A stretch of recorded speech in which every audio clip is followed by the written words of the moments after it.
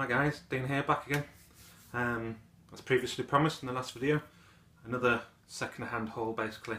Mixture of different places, but I thought I'd just go through them and show what we've got. So I'll get straight down to it.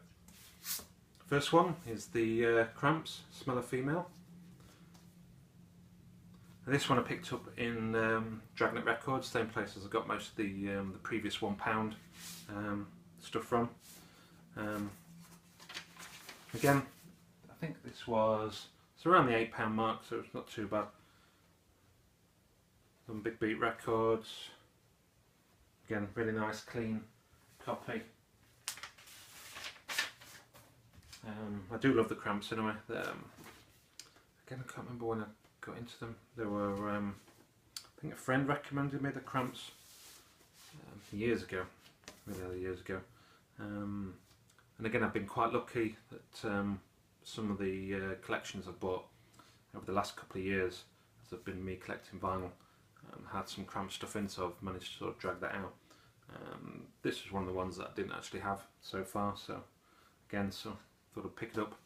I've just recently picked up one of their new releases actually, which was like a official bootleg as it were, but again I'll do that for another video, along with some new stuff that I've got through. So yeah, that was Cramps Smell of Female. Next one is, say, an indie band, 1990s. Weren't particularly big, but they had a couple of hit singles, as it were. My local record shop, which is Wawa Records, which is a local record shop in Wakefield, which have also got a website, so again I'll put the link down below this video. They had a couple of bits in recently which I picked up, so these are they.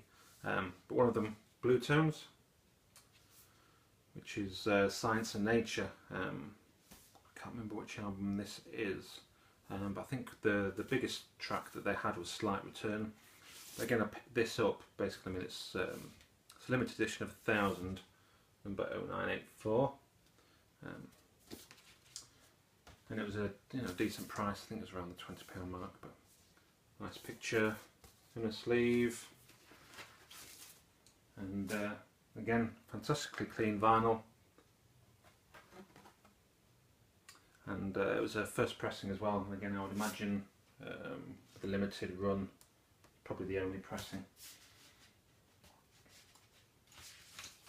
But, yeah, Blue Tones are really good sort of indie band, very catchy lyrics, melodies, but yeah, not for whatever reason they weren't particularly one of the indie bands that sort of hit it big during the whole sort of indie phase in the UK, which possibly explains why the records are particularly hard to find as well. There's a couple of the others that I would like, but this is the first and only one that I've got so far, so I'll certainly keep a lookout for the others. But even on eBay you don't particularly see them. I see a couple of the 7 inches and 12 inches and what have you, but very rare the albums pop up. So yeah, when I saw this, grabbed it. So and again from the same place, Wawa, which is another indie band, Belly, it's the King album. Again, first pressing, in fantastic condition. I think this was really good price. I mean, this was about £8, I think, 8 or 10. It's got a printed inner.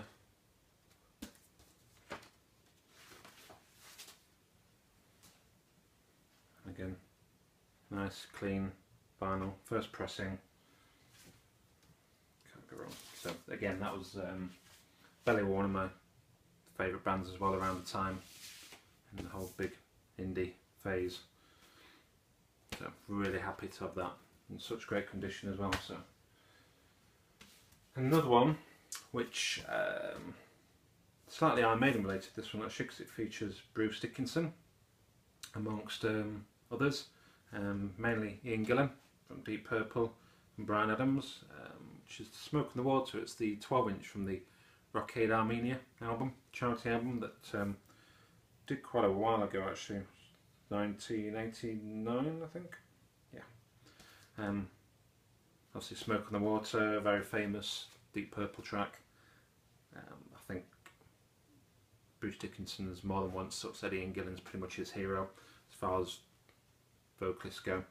So I think he'd love working with a guy anyway on this, but Bruce's vocals with Ian's as well sound fantastic, and even Bryan Adams as well. Not that I don't like Bryan Adams, I've got quite a lot of his stuff. They all fit quite nicely actually, and it's a nice little ensemble. And a lot of you guys, Maiden fans and Bruce Dickinson fans, will know that the ties between Bruce and sort of Ian Gillan and Deep Purple in general, especially with John Lord's passing a few years back. He's done the sort of events and stuff at the Royal Albert Hall, so you know there's a lot of ties there, but nobody's heard it. Such a, well, track's great anyway, but yeah, it sounds great with Bruce on it anyway, so it's fantastic. So yeah, again, that was from Wawa. So a couple of others picked up at Leeds Record Fair, which is a couple of weeks back now actually. So I thought I'd go through this. This one is, took a punt on actually really, because I've not got any of his stuff whatsoever, but purely on Vinyl Furies, say so, because I know he's quite big on this guy. Chick Corea, Mad Hatter. Now I do like jazz. I've not got a lot of it in my collection, I'll be honest there, it's just something I've not actually got around to doing. The idea was to sort of try and pick up on all the sort of rock, sort of metal side of the collection first, and the folky sort of singer-songwriter stuff, and eventually get round to doing some jazz stuff, and same with the blues as well. I mean, my musical tastes are varied, but so I thought, not heard this guy, we'll give it a listen. And again, it's not one I've listened to yet actually. It needs a bit of a clean. It's got a picture insert. Quite sure it's on the Polydor label, so I'm not quite sure the pressing on that one, but I think I picked it up. I mean, wasn't a mad price. It was like £5 or something like that. So yeah, I'll give that a spin and let you guys know what I think to it actually. Next one, which is one I've been looking around for a while, is the Notting Hill Billies. Obviously Mark Knopfler, Dire Straits, amongst others. Nice picture insert, lyrics on there as well. Again, this one I used to have years ago, so was looking forward to getting over this one, and sort of found it in decent condition. Well, actually, more than decent condition, it's fantastic condition, but again, it just looks like it needs a clean anyway, but really happy to have that one. Next one I picked up at the fair was Queen, Innuendo, and again this one seems to go for quite, not silly money, but you're probably looking between sort of £20 to £30 on eBay for, you know, a half decent copy anyway. And this one, picked it up at a really, really good price. I think this was about £10. First pressing as well. Yep. So really happy with that. I mean, there was some slight spotting on the cover, as Dr. Deadwax would say, and rightly so. You don't play the covers, you play the vinyl, and the vinyl is in spot on condition. So just a couple more to go. I recently bought a few soundtracks off eBay, and amazingly won the auction for 99p. There's about £3.99 postage, so for £5 basically got the following: Pretty in Pink, which is a soundtrack I've not been I've been after for a while actually, and just not managed to find one in decent nick, or one that's not the reissue. I've heard a lot of quite bad reports about the reissue, so I thought I'd try and get hold of the original. And again, lucky enough to get a first pressing of this one. Obviously the Psychedelic Furs doing the title track as well. But some really good stuff on here in excess and what have you. But so yeah, it's a really good album. A&M Records, yeah, cracking. Next one, again similar sort of vein, get the thing out.